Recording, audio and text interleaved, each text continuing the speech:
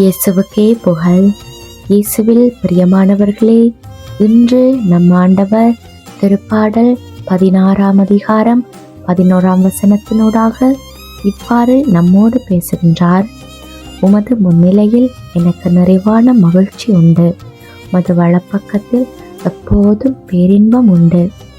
ஆம் பிரியமானவர்களே, நாங்கள் ஆண்டவருக்கு முன்னால போய் அவருடைய சமூகத்தில் நிற்கும்போது எங்களுக்குள்ள ஏதோ ஒரு மாற்றம் உண்டாகும். அமைதியை நாங்கள் உணர்வோம்.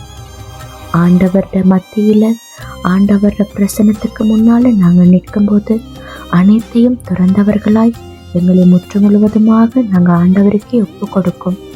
அந்த நேரத்தில் எல்லா விதமான உணர்வுகளுமே நாங்கள் ஆண்டவருடைய சமூகத்தில் இருக்கும்போது தான் ஏற்படும்.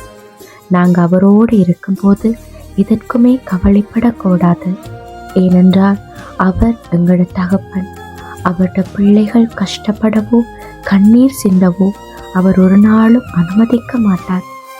அன்று சிலுவையில் அடைந்த கல்வாரி மலையில் அவர் இருக்கும்போது வலதுபுற சிலுவையில் இருந்த கல்வனுக்கு அவர் ஆறுதல் வார்த்தை கூறினார்.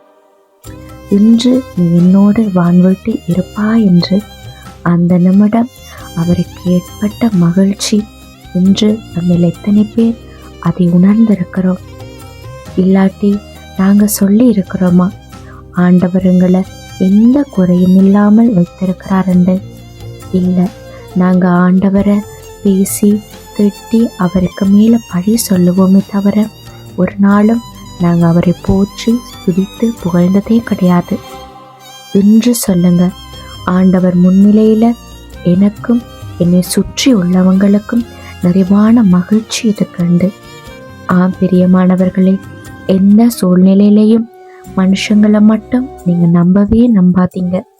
அவங்க எல்லோரும் நீங்கள் கஷ்டப்படுகிறத மட்டும்தான் விரும்புவாங்க. ஆனால் ஆண்டவரோட சமூகத்தில் போய் நில்லுங்க. நீங்கள் கண்ணீர் சிந்தினாலும் அவர் அதை துடைத்து உங்களை இரட்டிப்பான மகிழ்ச்சியினால் நிரப்புவார். இந்த வார்த்தையை இன்று நமக்கு கொடுத்திருக்கிறார். அதற்காக நாம் அவருக்கு நன்றி கூறுவோம்.